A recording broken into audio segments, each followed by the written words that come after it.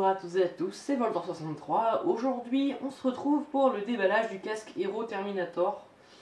On va commencer tout de suite. Il est encore emballé d'ailleurs.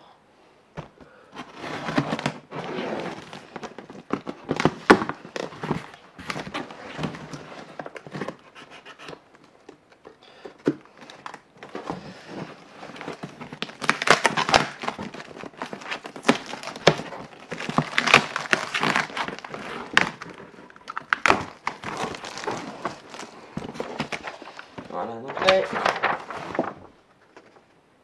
il y a une petite notice, non, c'est la facture, donc. Un autocollant du site où j'ai commandé, en l'occurrence motoblues.com. Et juste ici, le casque, encore un autocollant et ici un petit porte-clés. Donc deux autocollants, un porte-clés. Voilà. Donc voici la boîte Hero. Donc on va tout de suite regarder ce qu'il y a à l'intérieur, le petit bijou qu'il y a à l'intérieur. Je l'ai commandé en taille M. J'ai juste aperçu en magasin, j'ai essayé juste la taille. Donc j'ai commandé chez motoblues.com. J'ai eu quelques problèmes parce que j'ai commandé un autre casque Hero, c'était le même modèle mais pas la même déco en fait. Et après 2 semaines d'attente, j'ai eu un mail me disant que le casque n'était plus disponible alors que ça fait quand même 2 semaines que j'avais commandé, j'avais payé, etc. Donc j'ai un peu gueulé sur le service après-vente, etc. Du coup j'ai eu le même, mais d'une autre couleur. Bon, celle-là elle est très bien aussi, je la préfère même un petit peu. Voilà, on va dégager ça avec la petite housse que je trouve pas mal. Donc là il y a quelques autocollants réfléchissants. Normalement c'est pour rouler sur la route, des trucs comme ça. Je pense que je vais les mettre, je sais pas encore. Voilà, après ce casque est homologué selon les normes européennes en vigueur.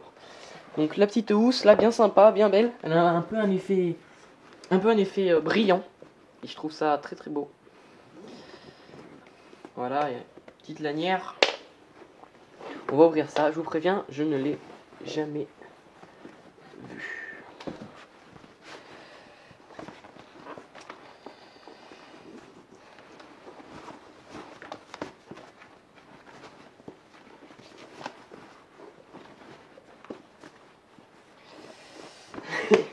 Il est un peu galère à enlever. Le voilà, il est là. Le truc c'est que je sais pas vraiment ce que c'est comment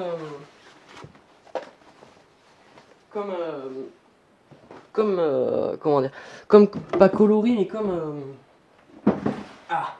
c'est parce que c'est vraiment comme peinture, parce que ça rend vraiment différent sur l'appareil photo. Il rend plutôt orange mat bizarre, et là il est plutôt flamboyant, j'ai envie de dire.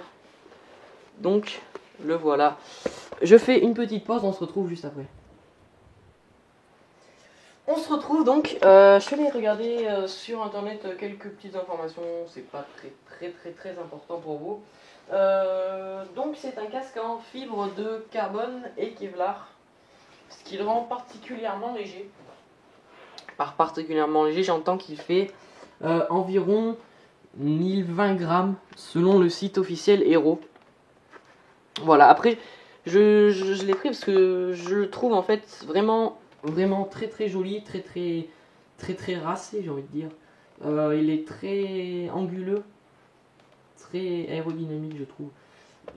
Donc, on va vous montrer. Donc là c'est la mentonnière avec l'entrée d'air devant qui m'a l'air vraiment pas mal.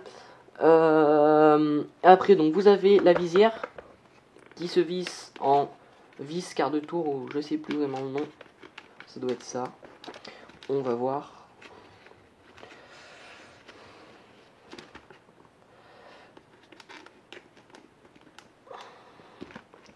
Oui c'est ça, c'est un espèce de vis quart de tour en fait. Il faut dévisser d'un quart de tour pour pouvoir bouger le casque. ou sinon vous vissez pour pouvoir bloquer. Un quart de tour, c'est une expression. Après, ça dépend vraiment. Il y a aussi 2 sorties d'air ici, je les trouve vraiment magnifiques, celles-ci là. Donc, qui sont intégrées à la visière. Voilà, après l'arrière je le trouve toujours aussi beau. Les 2 côtés.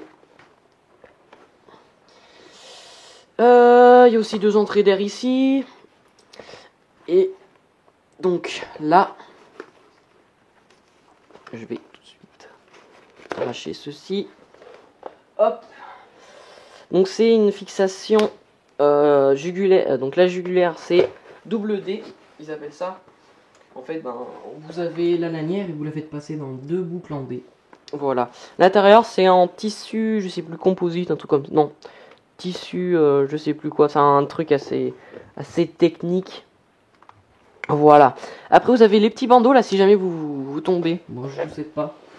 Si jamais vous tombez, que vous faites mal et que vous pouvez pas vraiment bouger votre tête ou quelque chose comme ça, vous avez mal à la tête un peu, vous pouvez tirer ici.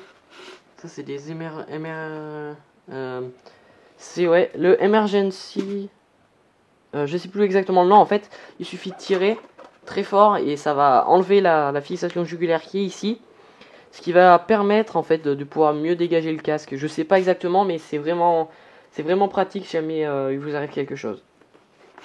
Donc voilà, j'ai aussi le système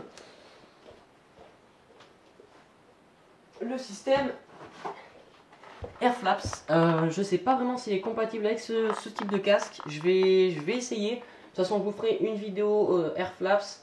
Si ça marche pas, je le mettrai sur le casque de mon petit frère. D'ailleurs, allez voir sa chaîne, c'est Guigui Pro Racing. Voilà. Et ben donc voilà. Je vais l'essayer quand même pour vous dire mon ressenti.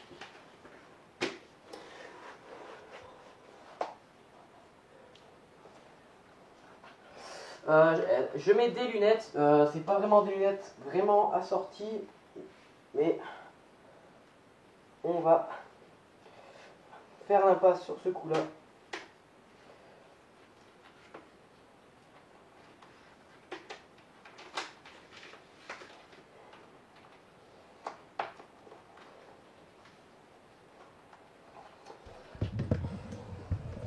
Donc voilà, je passe en mode autofocus. Si vous entendez un peu de bruit, c'est normal.